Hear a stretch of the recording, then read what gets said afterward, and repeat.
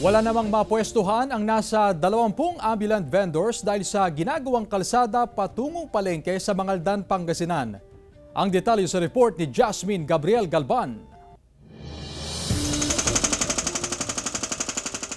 Apektado ang 20 ambulant vendor sa ginagawang kalsada patungo sa Mangaldan Public Market.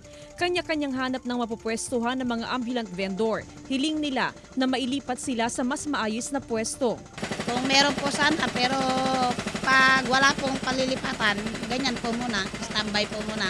Paliwanag ng Market Division, gustuhin man daw nilang pansamantalang ilipat ang mga apektadong tindera, wala rin silang mapaglalagyan sa kanila. Yung lilipatan po nila, since by part po yung ginagawa, kaya pwede po natin silang ilipat doon sa naunang nagawa.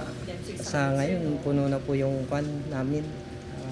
Market saka vicinity ng market puno na po. Gate ng Market Division, konting panahon na lang ang titiisin ng mga apektadong tendera dahil malapit na ring matapos ang ginagawang kalsada.